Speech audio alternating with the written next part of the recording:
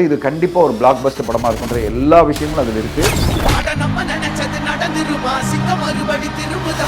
படத்தை பொறுத்தவரையும் right from the beginning அவங்க அழகா சட்டலா செதுக்கிட்டே போறாங்க. ஓவர் பில்டப்பே பண்ணாம படத்தை சரியான முறையில ஒரு ஸ்டெப்பா எடுத்துட்டு போறாங்க. குவாலிட்டியா ஒரு தரமான கமர்ஷியல் படத்தை பார்க்க போறோம். ரெட்ரோ படத்துக்கும் அதே மாதிரி ஹைப் வந்துட்டே இருக்கு. நீங்க ப்ரொமோஷன் படத்தால கிடையாது, உங்களுடைய கண்டென்ட். இந்த படம் பொறுத்தவரையும் பாத்தீங்கன்னா ஒரு காமனான ஆடியன்ஸ்க்கு ஒரு டைம் பாஸ், கண்டென்ட் ட்ரிவன் வரவங்களுக்கு கம்ப்ளைண்ட், அவ்வளவுதான் நான் சொல்லுவேன். இந்த படம் லைஃப் டைம்ல 250-300 கோடி பண்ணுன்றாங்க.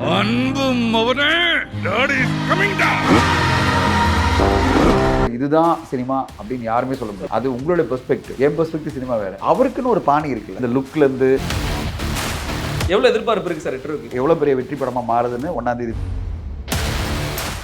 சம்மர் ஹாலிடேஸ் வந்தாச்சு, நம்ம ஜிடி ஹாலிடேஸும் வந்தாச்சு. GT holidays, South India's number 1 travel brand. எனக்கு நான் பங்கு போகணுமா, மெயின்டெனன்ஸா, இஎம்ஐயா இல்லை பார்க்கிங் தான் பிரச்சனையா? Bhaskar is always on right track. That is why Fast Track taxi அப்போ உடனே டவுன்லோட் பண்ணுங்க. Asus Vibe and IFT Productions presents Majava London with Asal Kolaru, happening on April 26th.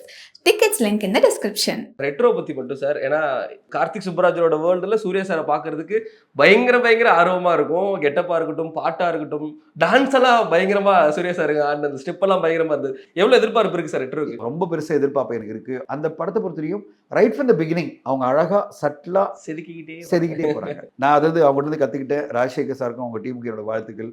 Over build up பண்ணாம நாங்கெல்லாம் பண்ணி உதவாங்கணும். அதனால நான் சொல்றேன், ஓவர் பில்டப்பே பண்ணாம படத்தை சரியான முறையில ஒரு ஸ்டெப்பா எடுத்துட்டு போறாங்க. டைட்டில் ஆரம்பிச்சு லுக்ல இருந்து அவங்க கொடுத்த வீடியோல இருந்து அடுத்த கட்டமா நகர்த்தி போன ஒரு விஷயமே வந்து குவாலிட்டியா ஒரு தரமான கமர்ஷியல் படத்தை பார்க்க போறோம் அப்படின்னு எதிர்பார்ப்பு தான் உருவாக்கி இருக்கு. பாடல்களும் சரி, அதனுடைய இதுவும் சரி, ட்ரெய்லரும் சரி, அதனுடைய மேக்கிங் எல்லாமே பிரமாதமா வந்திருக்கு.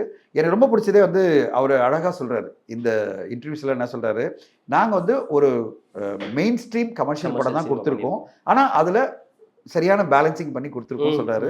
ஸோ நான் எதிர்பார்த்துட்டு இருக்கேன் 1ஆம் மே அன்னைக்கு என்ன மாதிரி ஒரு பிரமாதமான படமா இருக்க போகுதுன்னு. என்னுடைய எதிர்பார்ப்பு வந்து இது கண்டிப்பா ஒரு பிளாக் பஸ்டர் படமா இருக்குன்ற எல்லா விஷயங்களும் அதுல இருக்கு. ஒரு படம் அப்படின்னாலே மெயின் ஸ்ட்ரீம் படம்னாலே எல்லா விஷயங்களும் கரெக்டா அமையணும். பாடல்கள் பெருசா அமையணும், ட்ரெய்லர் கிளிக் ஆகணும். இதெல்லாம் நடந்ததுன்னா நம்ம முதல்ல சொன்ன மாதிரி அஜய் தேவ்கன் சொன்ன மாதிரி எல்லாமே கரெக்டாக அமைஞ்சதுன்னா அந்த படம் வந்து கரெக்டாக ஆடியன்ஸ் உள்ள வந்துடுவாங்க சொன்னாங்கல்ல. இந்த படத்தை பற்றி எல்லாமே கரெக்டாக அமைஞ்சிருக்கு. அதனால ஆடியன்ஸ் உள்ள வந்து மிகப்பெரிய சக்ஸஸ் கொடுப்பாங்க ரெட்ரோ படத்துக்கு தான் நான் எதிர்பார்த்துருக்கேன். காதல் இருக்கு, சிரிப்பு இருக்கு, போரும் இருக்கு, பார்க்கலாம் அப்படிங்கிற அதை சொன்னார்ல. அதுல எல்லா விஷயங்களும் இருக்கு, மெயின் ஸ்ட்ரீம் விஷயங்களும் இருக்கு. அதை விட சூர்யா சாருடைய அட்டகாசமான நடிப்பும் இருக்கு. ஸோ நம்ம வெயிட் பண்ணுவோம் எவ்வளவு பெரிய வெற்றி படமா மாறுதுன்னு 1ஆம் தேதி மேல பேசலாம். சரி, எனக்கு என்னன்னா சினிமா ஒரு பக்கம் நிறைய பிக் ஹீரோஸ், பெரிய கதைகள், பெரிய வித்தியாசமான கதை அம்சங்கள் கொடுக்குறாங்க. ஆனா ஆடியன்ஸ் வந்து எங்களுக்கு இப்படி இருந்தா நல்லா இருக்கும், அப்படி இருந்தா நல்லா இருக்கும் அப்படிங்கிற ஒரு எதிர்பார்ப்புமே ஒரு ஹீரோக்களுக்கு மேல இருந்துகிட்டே வருது. நீங்க எப்படி சார் பாக்குறீங்க? நான் வந்து தமிழ் சினிமா மட்டும் இல்ல, இந்தியன் சினிமா எப்படி பாக்குறேன்னா, அஜய் தேவ்கன் வந்து ஒரு இன்டர்வியூல சொல்லியிருக்காரு. அதை நான் உங்களுக்கு படிக்கிறேன், ரொம்ப இன்ட்ரெஸ்டிங்கா இருந்தது. அவர் என்ன சொல்லியிருக்காருன்னா, we are not sure what the audience would come in for.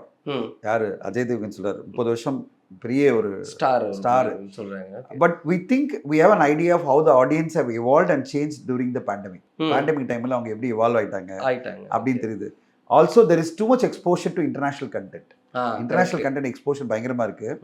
We are adapting to it and that is how we are also changing and we are trying to figure out things. இது என்ன நடக்குதுன்னே தெரிஞ்சுக்க try பண்றோம்.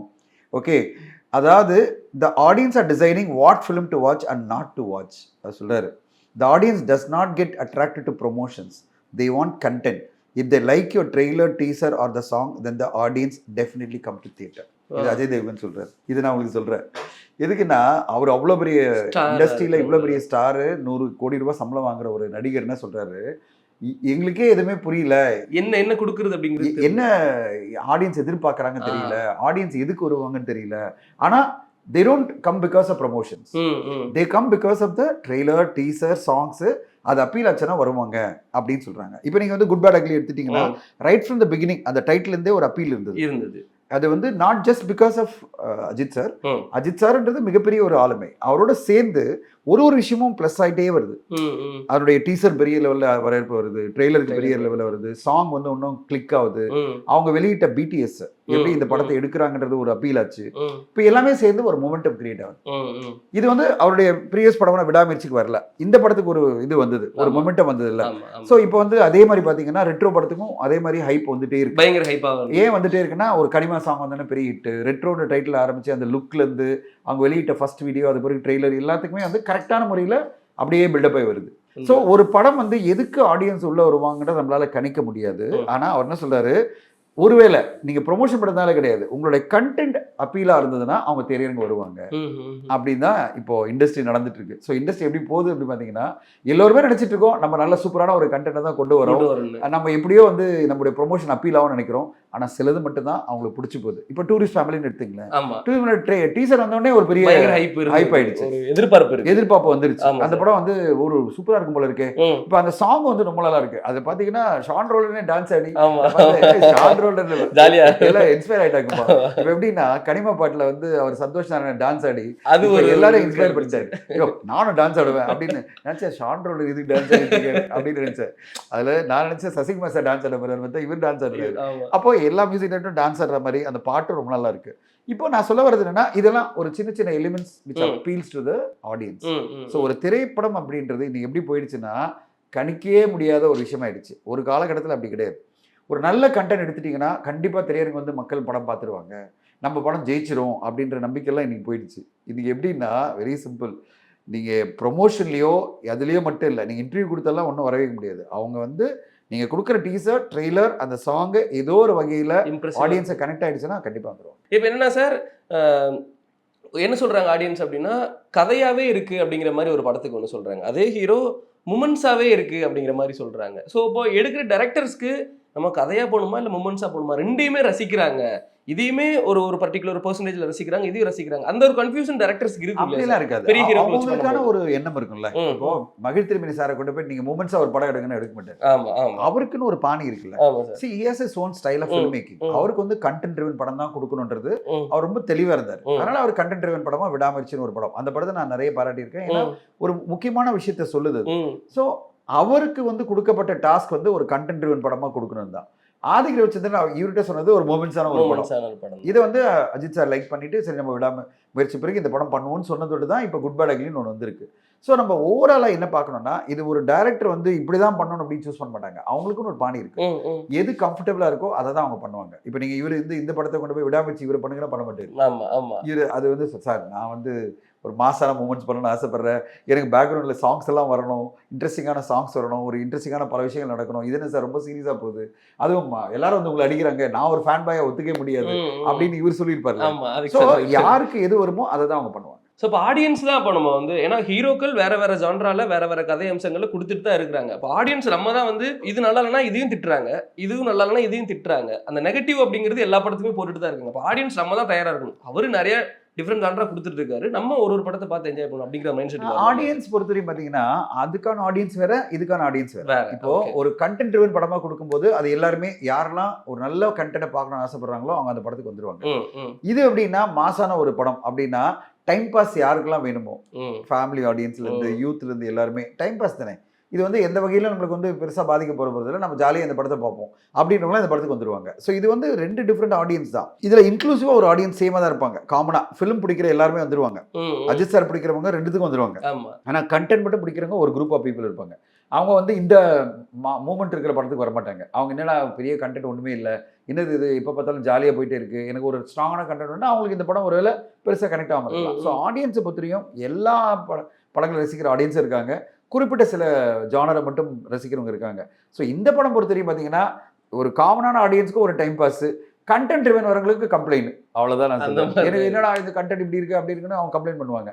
But அவங்களும் என்ன பண்ணுவாங்க, சரி 2.5 மணி நேரம் போனதே தெரியல, சரி டைம் பாஸ், ஒரு நல்ல டைம் பாஸ் அப்படிதான் சொல்லுவாங்க. ஸோ ஒரு கண்டென்ட் அப்படின்றது எல்லாருக்குமே ஒரு பெர்ஸ்பெக்டிவ் இருக்கும். சினிமாவில் நான் சொல்வேன் அல்டிமேட் ட்ரூத்னு எதுவுமே கிடையாது. சினிமா வந்து இதுதான் சினிமா அப்படின்னு யாருமே சொல்ல முடியாது. அது உங்களுடைய பெர்ஸ்பெக்டிவ்.